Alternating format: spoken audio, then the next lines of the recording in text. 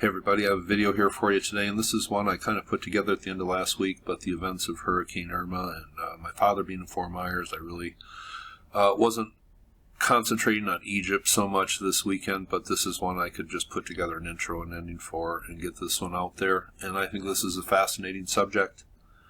The bent pyramid down at Dashur, that's what we're talking about today, and I'm going to leave this up to my subscribers for their views because this is really a great mystery.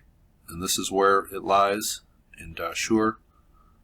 The ancient name for this place is the Southern Shining Pyramid, and this has been associated to Senefru, a pharaoh who reigned for about 25 years, and 3 other pyramids are attached to him. The Red Pyramid, that looks nothing like this, is attached to him, and then the ruins up at Meidum are also attached to him.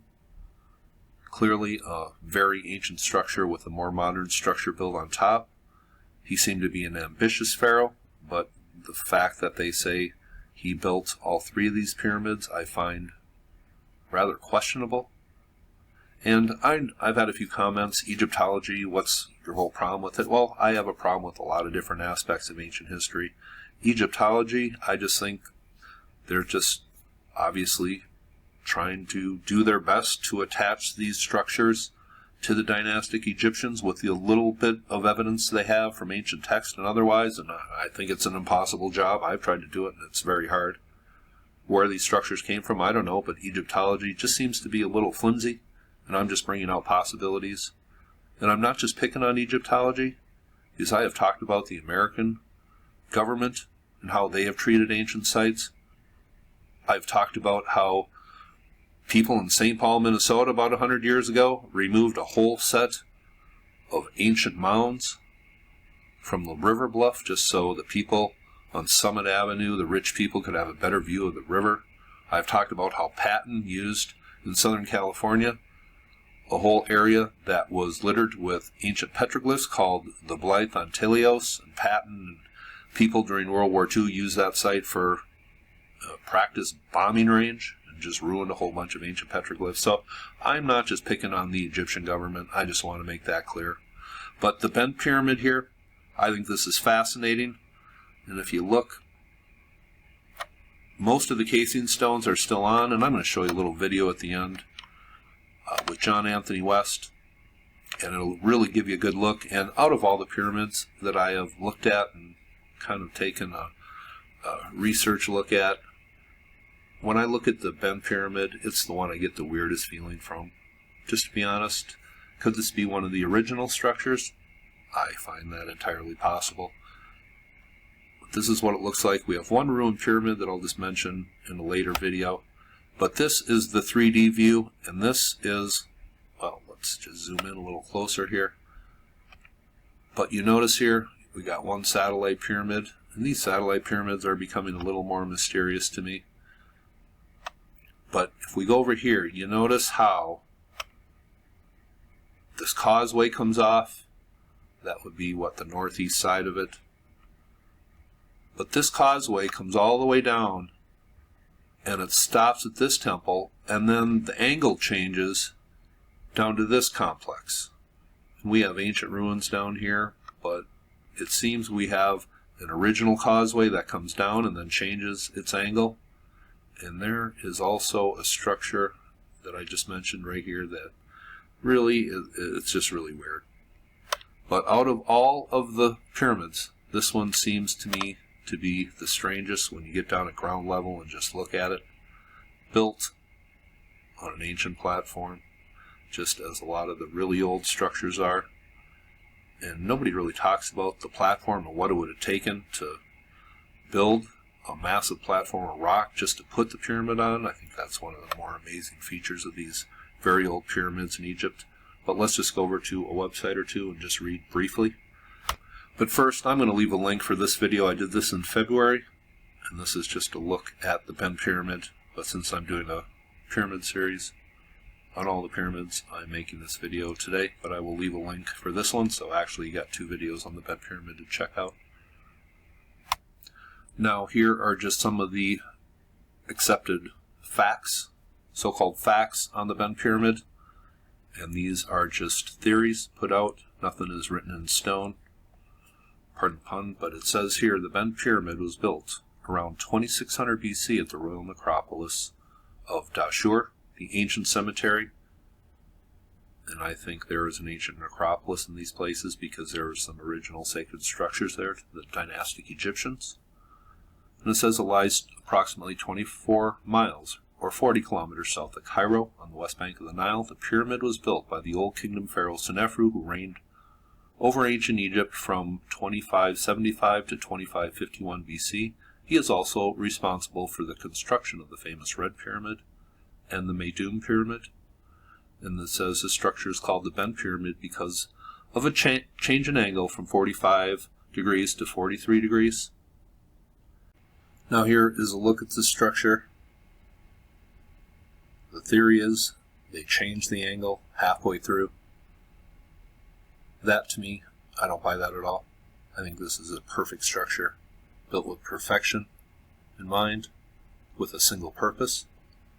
And now let's just take a look at a few other pics here. This is inside one of the descending chambers.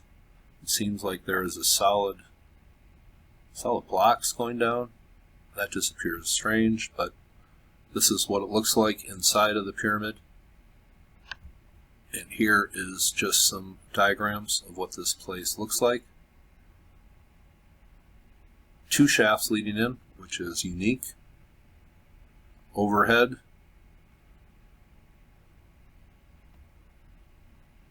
And from a side view, once again the satellite pyramid with its similar descending shaft.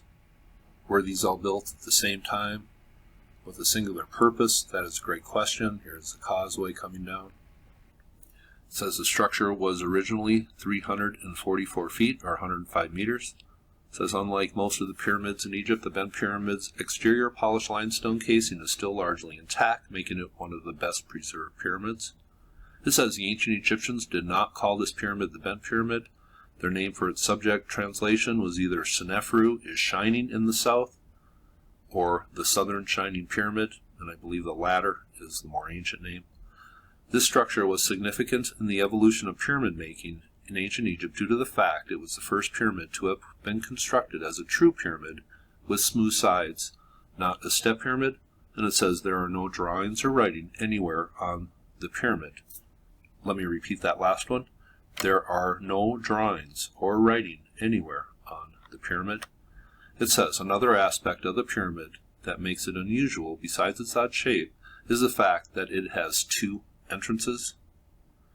And then it lists some theories on why it may be bent, and they go over a few of these, and there are many theories.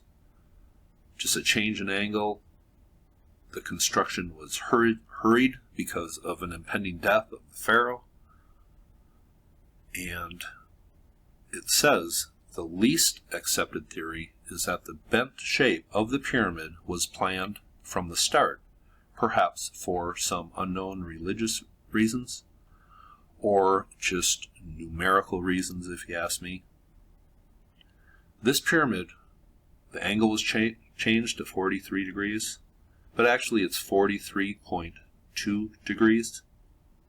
And if you know the sacred numbers of the ancients, 43,200 was a very important number. It's encoded into the Great Pyramid to give you all sorts of information on the size of the earth. It's also 43,200 is the number of seconds in 12 hours. And this shining, Southern Shining Pyramid, I think also gives hints, and it even says in an article here, and I will leave a few links below, that really gives you a clue on who built this. And the shining ones were the gods, the pre-dynastic gods, written about in really legend from the earliest dynastic Egyptians. And of course the number 432 is also important. And if you don't think tone and frequency were important to whoever built these structures, just wait till my Great Pyramid video. Now, what they were encoding with sacred geometry or other mathematics into this pyramid is up for debate, but you really can't argue with some of these numbers. It says here on this website, the ancient formal name of the bent pyramid is generally translated as the Southern Shining Pyramid, and in terms of mystery, it certainly shines. In ancient times, names and myths were generally metaphoric by nature and concealed several layers of meaning. In Egypt, shining is also a reference to the creator gods, the Els, or shining ones, or the netters. In other texts they are referred to. If we follow this line of reasoning, then the structure is in some way involved with creation, form, manifestation, or all three. And I think this is exactly right, and this is well written. And the creator gods aren't some special supernatural being. They are just beings with highly involved and intelligent knowledge. They were enlightened. The ancient Egyptians knew how the universe worked, the ratios of the dimensions of the earth, as well as the dissection of planetary geometries is hidden in the temples they erected. In a way, the temples are mirrors of the perfection of the earth and the solar system, hence why their designs are pleasing to the eye. They are perfect, just as the solar system is built on a precise relationship between geometry and its numerical mirror, mathematics. If you followed some other channels, this should all make sense to you. I think the bent pyramid was built for a reason. The shape was for a reason. This was built by minds that we really don't associate with to our modern thinking. But I'm going to take you out here with a clip from John Anthony West. I have featured this video in my previous bent pyramid video, but this will just give you a little look at ground level what this amazing structure looks like.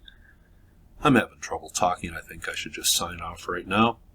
And to those of you who left comments as far as my father's situation in Fort Myers, thanks a lot. Just something that was a little tough to get through in the last few days, but here is John Anthony West at the base of the bent pyramid, talking to one of his groups. This comes from my friend Carlos's channel. I will leave all links below. But let's just go down and take a look at the bent pyramid down here. So the pyramid has several entrances? There are two entrances. There's one on this side and there's one on the other side, which both in the lower level, which strongly suggests, at least to me, that the pyramid is dual in nature from the get-go, and nobody's changing their mind. Oh yeah, right. That's right. Yeah, And there were more, but I think they hid the evidence. They hid the evidence, not deliberately. They're too stupid to do that. Yes, they are. But here you see that one sort of just lodged into place, and weighted from above, and it's there forever, never to be, never to. This thing, if they didn't, and actually nobody even knows how any of these things came loose. My guess would be that almost the only way to do that, or for that to happen, would be a major earthquake, a real big one that would do that. Yes. But these, again, see, these are the kinds of studies that once it's accepted that there is an earlier stage of the civilization, then all of a sudden people who might have had doubts come out of the closet, and if they have certain degrees, certain kinds of expertise, they start looking at problems, and quickly within a generation or so, you have a lot of answers to things that you can only wonder at now. This pyramid being one hell of a good example of it. Let's look at the jointing between these. It's uneven, and they're all different angled joints. Perfect. Look at those things. They were right up next to each other. You couldn't get a credit card in between them. That's just... Well, these look like they've broken off at the end. Well, they are broken off at the end, but what would do that? As I said, I think...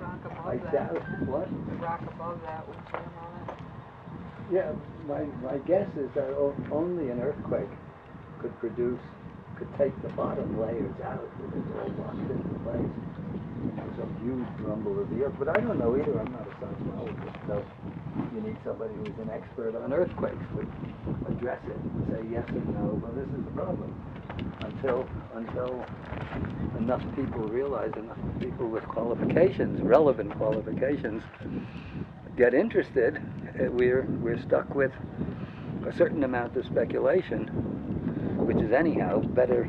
Our speculation is a lot more compelling than their stupid non-answers.